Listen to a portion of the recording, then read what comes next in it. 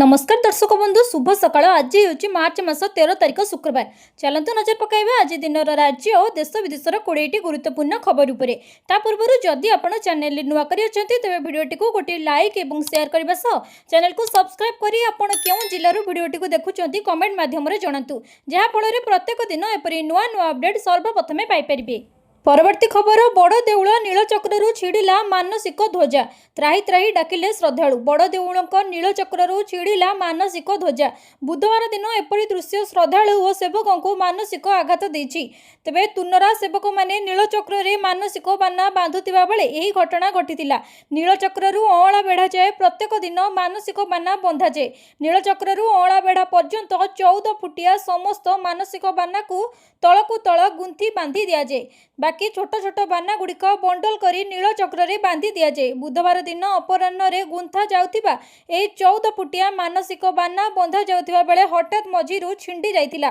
परे चुनारा सेवायत माने छिंडी जाइतिबा डोर को जोड़ी बाना बंधा नीति संपूर्ण करथिले, जाहाकु नै श्रद्धालु और बुद्धिजीवी मध्य रे विभिन्न प्रकारर कल्पना जल्पना लागि रहिछि। प्रत्येक दिन बाना बंधा देखिबाकू श्रीमंदिर चारिपाखरे हजार हजार श्रद्धालु उत्कंठार सह अपेक्षा करिथांती। एहा प्रत्येक दिन भिडर कारण होता है। बुधवार दिन अघटन पर श्रद्धालुओं भितर आलोड़न सृष्टि होता। जय जगन्नाथ ध्वनि रे चारि पार्श्व कंपी उठिला। अनेक त्राही त्राही डाकिथिले। सूचना था कि गत सप्ताहिक भितर बड़ देउल नीलचक्र रे अक्षय दंड उपरे 2 थर चिल्ल बसिबा नजर आसीथिला। एही घटना पर ईरान सह अमेरिका और इस्राएल रो युद्ध होइथिला, जहाँ एबे मध्य प्राच्यर युद्धर घनाघटा चलिछि। एही युद्ध जनित दरदाम वृद्धि एवं भारतर समग्र विश्ववासींकर उद्गार कारण होइछि। एही युद्धर विश्वयुद्ध को परिणत हेबा नै विभिन्न फोरम पूर्वानुमान करा जाउथिबा बेले श्रीमंदिररू एहार संकेत मिलिथिबा चर्चा हेउछि। परवर्ती खबर वर्षा पाई 4 जिला को अलर्ट जारी। आसंता 24 घंटा रे बिजुली घड़घड़ी सह वर्षार संभावना। वर्षा पाई 4टी जिला को जारी हैला अलर्ट। दक्षिण झारखंड, उत्तर छत्तीसगढ़, आभ्यंतरीण ओडिशा उपरे एक निम्न चापरेखा सक्रिय होइछि। प्रभाव रे आसंता 24 घंटा मध्य रे मयूरभंज, केन्दुझर, बालेश्वर और भद्रक जिले रे किछि अंचल रे बिजुली घड़घड़ी सह वर्षा हेबार संभावना रहिछि।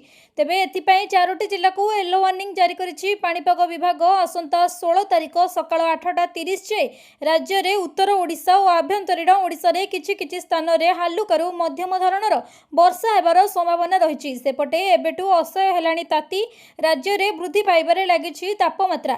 झारसुगुड़ा रे 40 डिग्री मुह तापमात्रा। गत 24 घंटा रे झारसुगुड़ा रे 39.2 डिग्री तापमात्रा रेकर्ड करा जायछि। किंतु उपकूल ओडिशा रे तापमात्रा विशेष वृद्धि पाइ नाही। पाणीपाग केन्द्रर सूचना अनुसार आगामी 2 दिन मध्य रे 2 ରୁ 3 डिग्री बढ़िबो दिन तापमात्रा। आसंता 5 दिन पर्यंत राज्य रे पाक सुखिला रहिबो। परवर्ती खबर मार्च 13 रे चाषी अकाउंट को आसिबो पीएम किसान योजनार 22तम किस्ती। किछि रिपोर्ट माध्यम रे यह जना पड़िछि देशर लक्ष लक्ष चाषी एक बड़ खबर सामना को आसिछि। बहु प्रतीक्षा पर प्रधानमंत्री किसान सम्मान निधि पीएम किसान योजनार 22तम किस्ती जारी हेबार तारीख घोषणा होइछि। आसंता मार्च मास 13 तारिख अर्थात आज एही किस्तीर टंका चाषी बैंक अकाउंट को स्थानांतरित करा जाय पारे। एही सूचना सरकारक पक्षरु सोशल मीडिया प्लेटफॉर्म एक्स रे प्रधानमंत्री किसान सम्मान निधि योजनार सरकारी अकाउंट माध्यम निश्चिंत पोस्ट रे कहा जायछि जे योजना अंतर्गत परवर्ती किस्ती निर्धारित तारीख रे सीधा सड़क भावे चाषी मानकर बैंक अकाउंट को डीबीटी जरिया रे पठा जिवो। किछि समय धरि चाषी माने 22तम किस्ती केबे मिलिबो ताहाकु नै अपेक्षा करथिले।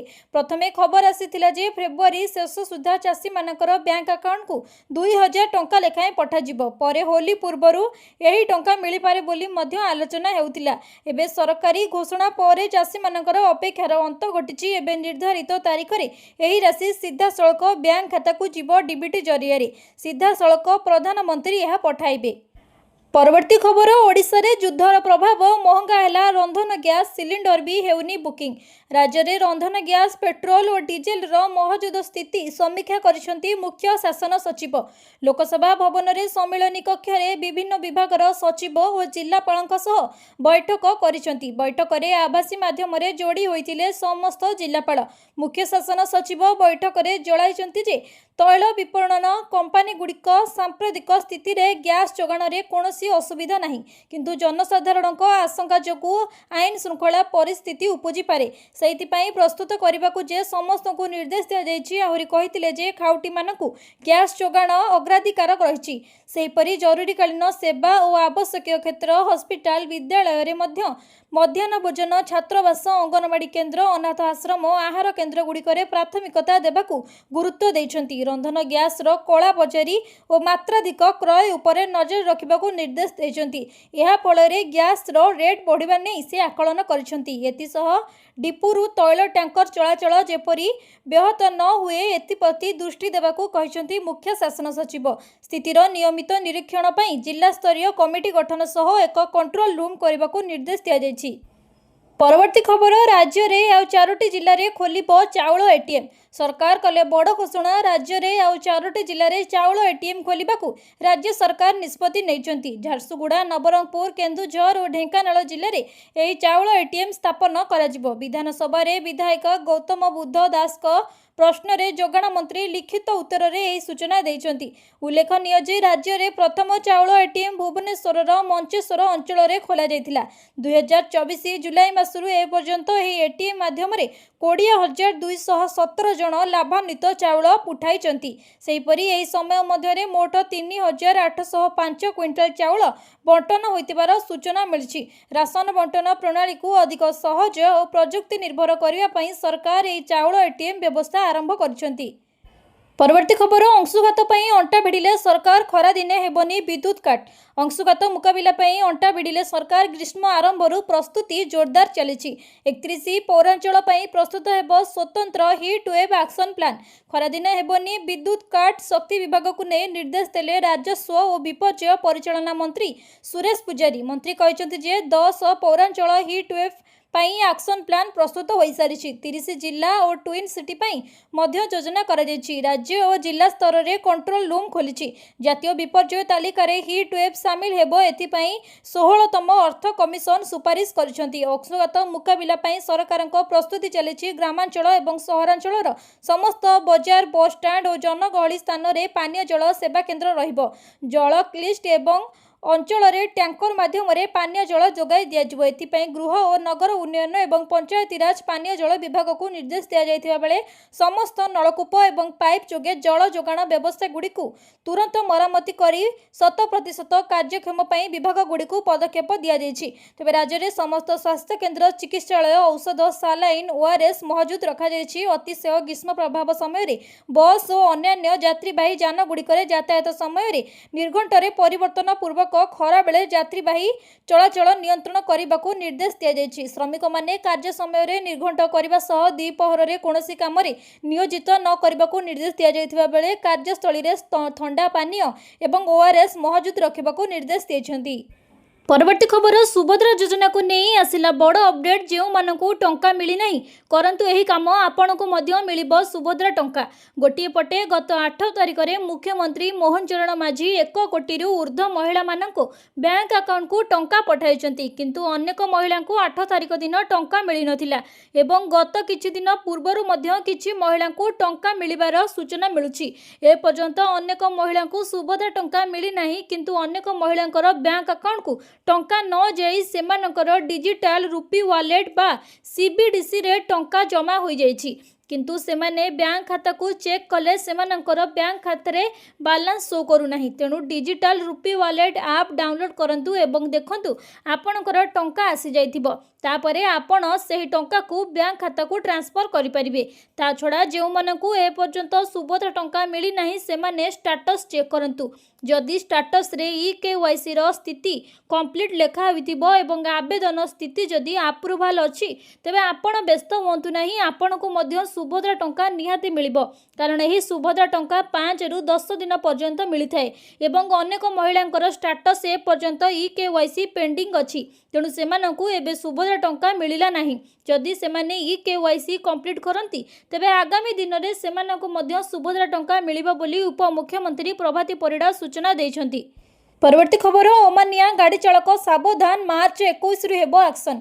ଅମାନିଆ ହୋଇ ଗାଡ଼ି ଚଳାଉଥିଲେ ସାବଧାନ, ମାର୍ଚ୍ଚ 21ରୁ ହେବ ଆକ୍ସନ। ସଡ଼କ ନିୟମ ଉଲ୍ଲଂଘନ ବିରୋଧରେ କଡ଼ାକଡ଼ି ହେବ ଗାଡ଼ି ଯାଞ୍ଚ। ପରିବହନ ବିଭାଗ ଚଳାଚଳ ସ୍ୱତନ୍ତ୍ର ଅଭିଯାନ, ସାରା ରାଜ୍ୟରେ ଆରଟିଓ ଟିମ୍ କରିବେ ଏନଫୋର୍ସମେଣ୍ଟ। ପୋଲିସ ସହଭାଗିତାରେ ଗାଡ଼ି ଚାଳନା ବିରୋଧରେ ହେବ କଡ଼ାକଡ଼ି ଯାଞ୍ଚ।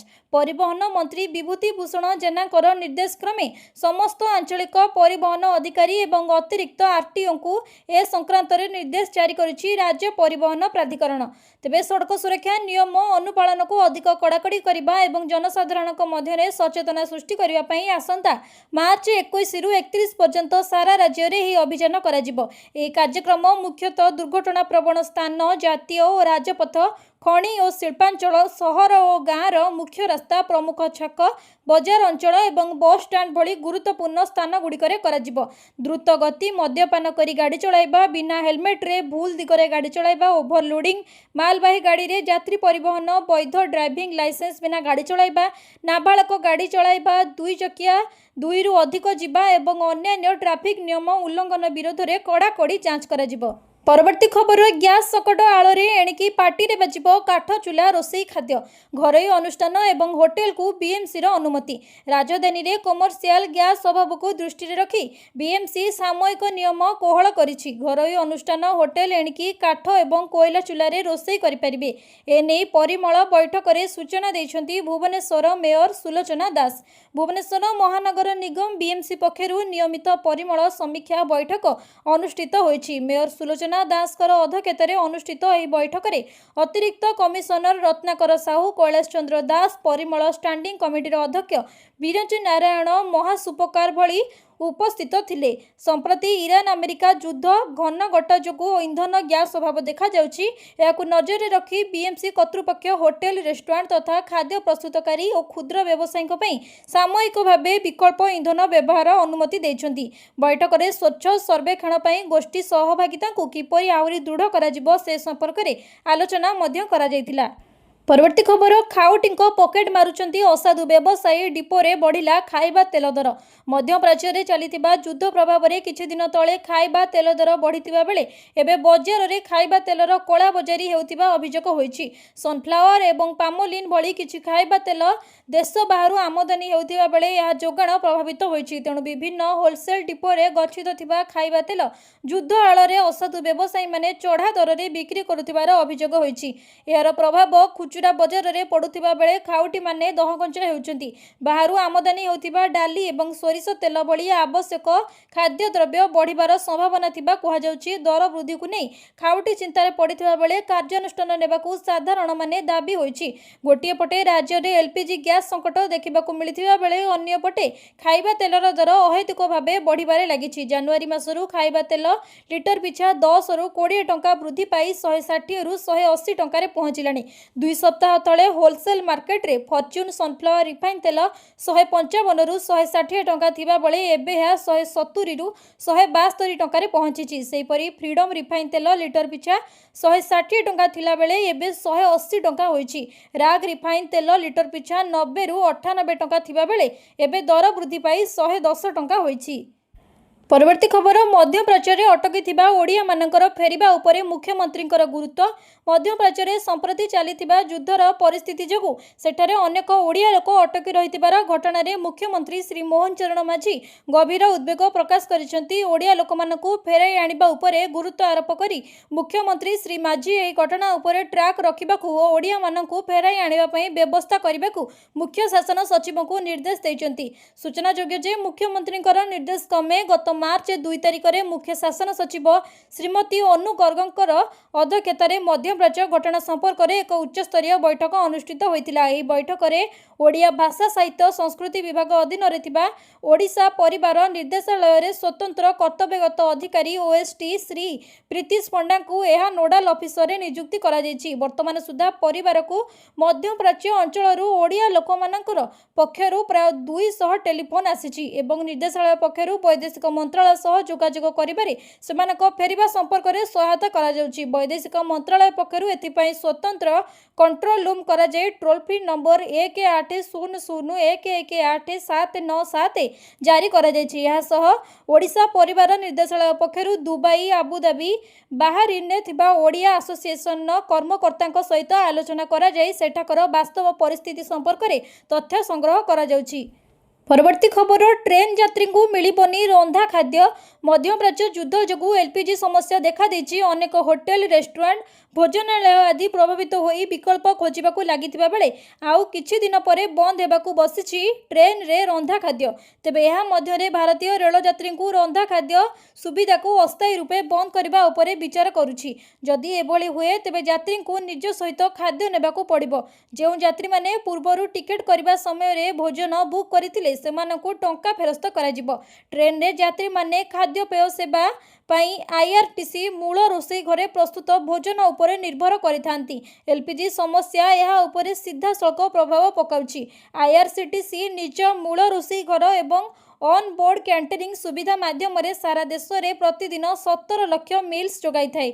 एलपीजी समस्या जोगु दूर यात्रा करुथिबा ट्रेन यात्री को भोजन सेवा देवा संभव होई पारु नाही। तेणु यहाकू अस्थायी रूपे बंद करिया पई निष्पत्ति निया जायछि। पूर्वरु पैठ करिथिबा यात्री को टंका फेरस्त कराजिबो। एहा सह आगामी समय रे गैस स्टोव बदल रे बिजुली रे चालुथिबा रोषेई उपकरण उपरे निर्भर करिबाकू पड़ी पारे। परवर्ती खबर भुवनेश्वर में बढ़िला पेट्रोल और डीजेल दर। चिंतार गाड़ी चालक चिंता बढ़ाइला मध्यप्राच्य युद्ध। राजधानी भुवनेश्वर में बढ़िला पेट्रोल डीजेल दर। सेपटे राज्य में समस्त पेट्रोल पंप रे शह शह ग्राहक भिड़ देखा मिली। निजर गाड़ी में तेल पकाइबा पेट्रोल पंप रे जड़े जड़े 1 घंटा 2 घंटा धरी छिड़ा होइतिबा देखा मिली। लोके निजर गाड़ी में तेल फुल करी रखिबाकू प्रयास करुथिबा देखा मिली। किंतु तेलर कौनसी अभाव नाही बोली पेट्रोल पंप मालिक कहउतिबा बेले आज राज्य रे पेट्रोल डीजेल दाम बढ़िथिबार देखिबाकू मिलिछि। आज भुवनेश्वर रे पेट्रोल दर 101 टंका 19 पैसा रहिथिबा बेले डीजेल प्रति लिटर पिछा 92 टंका 77 पैसा रहिछि, जहा गतकाली तुलन रे लिटर पिछा 22 पैसा बढ़िथिबा देखिबाकू मिलिछि। सेही परि दिल्ली रे पेट्रोल लिटर पिछा 94 टंका 77 पैसा और डीजेल दर 87 टंका 67 पैसा रहिछि। मुंबई रे पेट्रोल लिटर पिछा 103 टंका 50 पैसा होइथिबा बेले डीजेल लिटर पिछा 90 टंका 3 पैसा रहिछि। सेपटे कोलकाता रे पेट्रोल दर 105 टंका 41 पैसा रहिथिबा बेले डीजेल दर 92 टंका 2 पैसा रहिछि। परवर्ती खबर आईएएस स्तर में बड़ धरणर अदल बदल। प्रथमेश अरविंद राजसिके को मालकानगिरी जिलापाल दायित्व। आईएएस स्तर में बड़ धरणर अदल बदल करिसेंती राज्य सरकार। एने साधारण प्रशासन और साधारण अभियोग विभाग पक्षरु विज्ञप्ति प्रकाश पाई। विज्ञप्ति अनुसार 2012 बैच आईएएस मनीष कुमार अग्रवाल को राज्य समवाय सोसाइटी रजिस्ट्रार भाव अतिरिक्त दायित्व दिया बेले 2021 बैच आईएएस प्रथमेश अरविंद राजसिके को मालकानगिरी जिलापाल भाव नियुक्ति मिली। सेहीपरि 2012 बैच रे आईएएस स्मृति रंजन प्रधान को स्टार्टअप ओडिशार सीओ भाव अतिरिक्त दायित्व दिया जायछि। सेहीपरि वरिष्ठ आईएएस सिद्धांत दास को मत्स्य संपद विभाग निर्देशक, मधुस्मिता साहू को शिक्षा और तालीम विभाग निर्देशक दायित्व दिया जायतिबा बेले उपमा कोलांग को उत्तरांचल आरडीसी सचिव भाव अतिरिक्त दायित्व दिया जायछि। सेहीपरि सरकारी उद्योग विभाग अतिरिक्त शासन सचिव हेले लिली कुमार कुल्लू। यह सह सोमेश उपाध्याय बयन और हस्ततंत्र शिल्प निर्देशक भाव दायित्व दिया जायछि।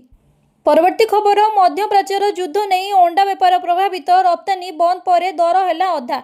ईरान इस्राएल एवं अमेरिका मध्य युद्ध जारी रही। यह केबे शेष हेबो ताहार कौनसी निश्चिंतता नहीं। उभय पक्ष परस्पर उपरे आक्रमण जारी रखिंट। युद्धर प्रभाव एबे केवल व्यक्तिविशेष को नुहे बरं छोट तथा बड़ व्यवसाय को प्रभावित करिछि। युद्ध को नहीं सृष्टि होइतिबा उत्तेजना उपसागरीय देशगुड़िक भारतर अंडा रप्तानी को बंद कर देछि, जहा फल देश में अंडा दर यथेष्ट ह्रास पाई।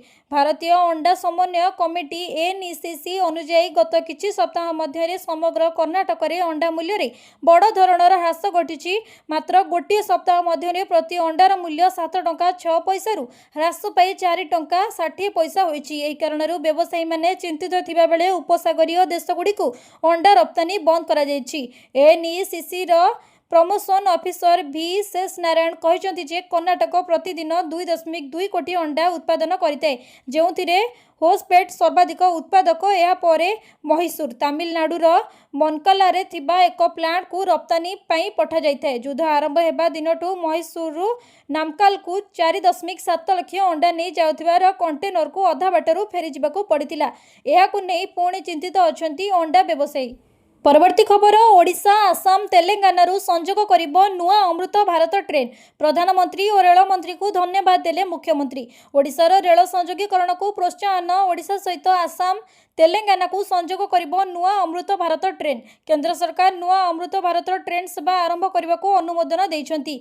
एसह भुवनेश्वर धानबाद एवं पुरी पाटना मध्य दुईटी स्वतंत्र रेल सेवा को नियमित करिया पई मध्य अनुमोदन दिया जाइछि। पूर्व मुख्यमंत्री मोहन चरण माझी ए संपर्क में केंद्र रेल मंत्री अश्विनी वैष्णव सह आलोचना करी ओडिशा रे जनसाधारणक पई अधिक रेल सेवा जोगाइथिबा बेले अनुरोध करथिले। रेल मंत्री को प्रश्न माध्यम ए संपर्क में सूचना देइथिले। सूचना योग्य जे ए नूतन अमृत भारत ट्रेन आसामर कामाख्या एवं तेलंगानार चारलापाली मध्य चलिबो। यह ओडिशार बालेश्वर भद्रक जाजपुर केन्दुझर रोड कटक भुवनेश्वर खोर्धा रोड बालुंगा और ब्रह्मपुर दे जीवो। 18403 18404 भुवनेश्वर धानबाद स्पेशल ट्रेन धानबाद पहुंचा पूर्व कटक ढेंकानाल तालचेर रोड अनुगुल ढेंकानाल संबलपुर सहर झारसुगुड़ा और राउरकेला स्टेशन दे जीवो।